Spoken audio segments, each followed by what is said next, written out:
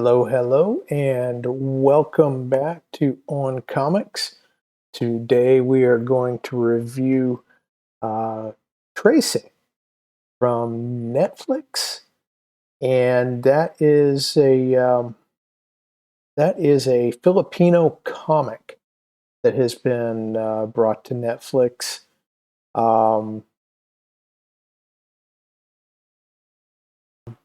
Trese occurs in Manila, in the Philippines. And there is some mention of San Marcos. And if you didn't hear that from me, I'm not sure you would know that this is a Filipino story. And we'll get into that a little bit. But first, I would like to remind you that we are in the midst of trying to get signups for the Temple of Tiamat. I am the ever-loving Lonnie Webb, and I would like you to keep in mind that the Temple of Tiamat is a thing. I need some signups to move this project forward. We are talking about the Temple of Tiamat. This is where we will be collecting email addresses to justify a budget going forward for the war comic Temple of Tiamat to the Indiegogo page. There we go. I pushed the one button I know how to push. Gonna be so proud. If you go to bit.ly/temple_of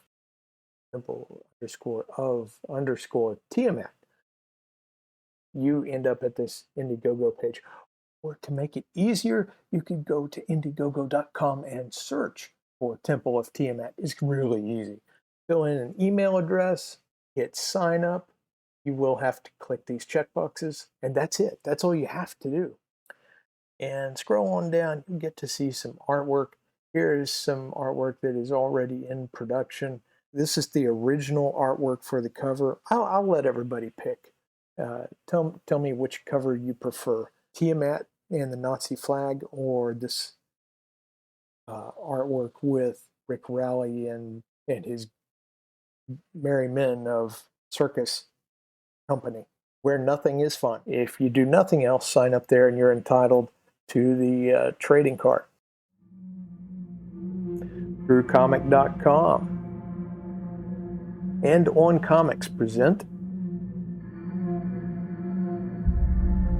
in their zeal to delete our heroes, the entertainment industry revealed that they really hate the customer. That is you. All you want is a hero with manliness, virtue, heroism, testosterone, bullets, and masculinity. At Through Comic, we hear you. So we are sending in the infantry. You're welcome. Because no one character can replace Indiana Jones and Sergeant Rock.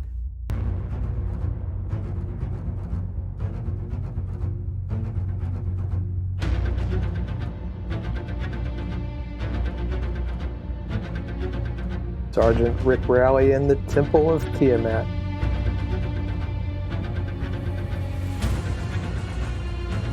Sign up for this war comic that is worthy to follow raiders.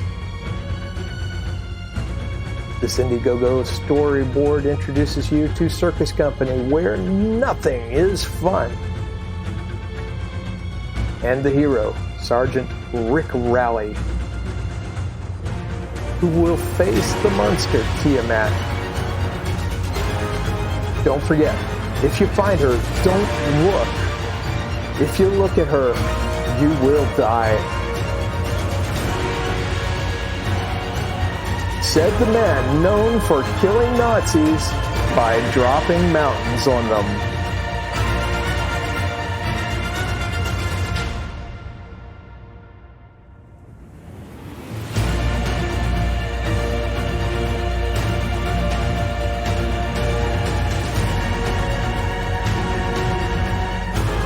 As you can see, the book is pre-launched. It's underway.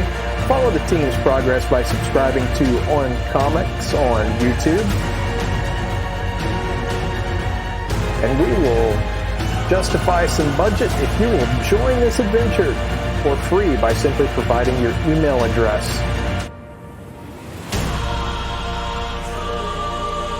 There you go. You can read that better. Or just go to Indiegogo.com and search for Tiamat. I would like you to keep in mind that the Temple of Tiamat is a thing. I need some sign-ups to move this project forward. Please help out by going out and signing up. The link will be in the description box below. I put things up fairly regularly on throughcomic.com, and there's some free stuff there, some older comics that I did, and you can go look at those there. Download things from Indie Planet and Amazon. Oh yeah. Please like, share, and subscribe. Those are the nicest things you can do to a person on YouTube. If you want to have a poke at me, you can dislike, share, and subscribe, and I will feel just ever so giddy. All right, so Trese comes from Netflix. The first episode is enjoyable. It opens up. Trese is originally a Philippine anime for Netflix, and this is part of their identity politics, I guess, because they only give 6 stories to this one season anime. It doesn't deserve another season. The way they did it, I don't want to ever see it again. The first episode is interesting, and after that they lose the plot. I have not read the comic from the Philippines. I want to read it just because it exists, but what Netflix gives me is not something that I really want. I'm not recommending this if you haven't guessed, apart from episode 1. And here's the synopsis. When a ghost turns up dead and train passengers go missing, Trace's investigation leads her to an Aswang clan by the pier and a corrupt city official. Okay, here's the clue. In the end, a man is the person who's wrong, backstabs and tricks Trese, and oh dear. Let's go back to the beginning of the premise. A ghost turning up dead. How do you kill a ghost? That's either genius or lazy. Let's go with genius. Why in the world, I say to myself, would you pop that open and not dive into it? From there on out, it's a police procedural, when this should be a 10-episode long exploration of a Constantine-like world. There is very little in the animation that convinces you that these are Filipino people.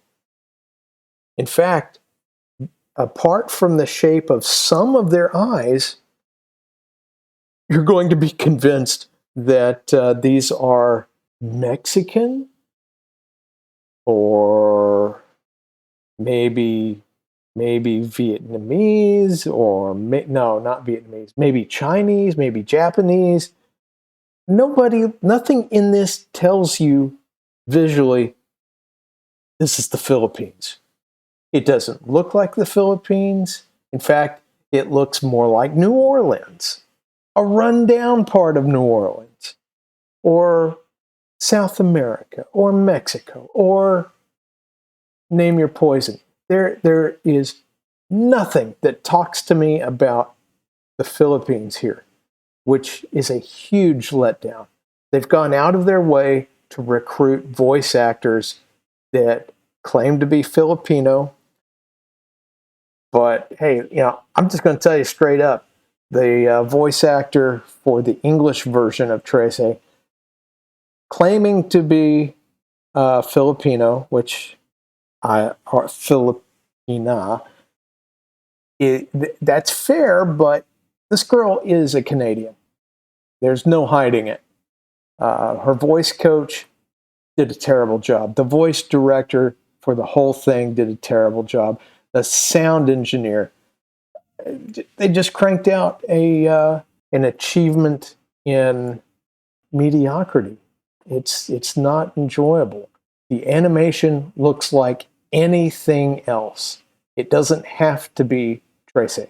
We have scenes that are very, very much like Constantine.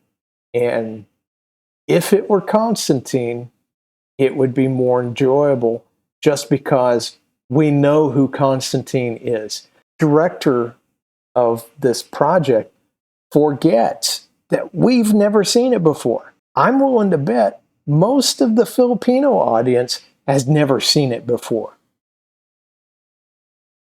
The only place that this story actually gets ratings is in the Filipinos. They ranked for one weekend. After that, they dropped off the face of the earth, rating wise, and that's to be believed when you look at this. I mean, this could be Teen Titans. You wouldn't know any different if it said Teen Titans. The artwork is just not telling us much about where they're from. Now this image I'm showing you, Tracy's mother, Alexandra's mother, is probably the most Filipino person you see in the thing, and you can't tell by her voice that she is not Hispanic. All of the characters look generic, maybe archetypal, I don't know. But the signage doesn't tell us much. So Alexandra talks to the dead, and the ambassador of the dead, who does nothing, shows up, burns some time in every episode, and goes away. This is a Netflix story, so in the end, a man's going to be the bad guy, and you don't care. You don't care. There's some quasi-kung fu that happens between Alexandra and people that may or may not be bad. Do you care? In episode 1, you do. In episode 1, it is interesting enough to track down the goings-on. It's the most interesting episode of the series. The scene where Netflix is kind enough to give us a parallax scroll is probably the best animation in the whole show. It lasts for maybe 5 seconds, and I'll give you that. If you get interested, if you watch it, great. If you've seen it and you have a different point of view, I would like to hear your point of view in the comments below. I actually am totally fine with anyone that got something out of the series. It felt to me like they threw away every other episode where something was explained. And if you're a Constantine fan, you know what I'm talking about. There's this portion of the show where you get a backstory for the spirit or demon or critter.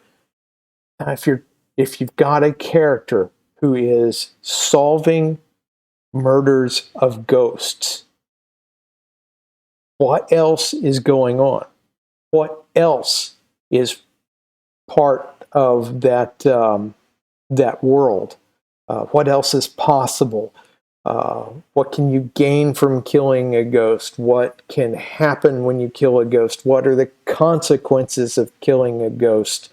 And I mean, most obviously, if you kill a ghost, Does that mean eternal damnation?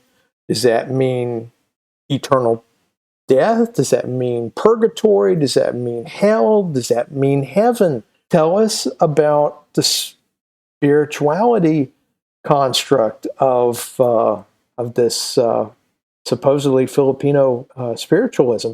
I don't know. I don't hear it. If it's connected to Catholicism, I don't see it. I don't understand it. It's too easy to speak it either in a sentence or to demonstrate it artfully for 6 episodes. If you're encouraged, go to Netflix and watch this series. If you turn it off after 1 episode, I don't blame you. You might make it 2 episodes, and when you see it, you'll say, "Oh, that's what he was talking about." That 1 episode, but it's not at the end. The end 2-parter is a tremendous drag and a tremendous letdown. So I'm going to buzz out of here. I will be back with a review of some Doctor Who audio. I think you'll like it, and Doctor Who fans especially will find it an avenue for entertainment that's not currently open to us in the mainstream. I have been Lonnie Webb, and this is OnComics. We will talk to you later. Bye-bye now.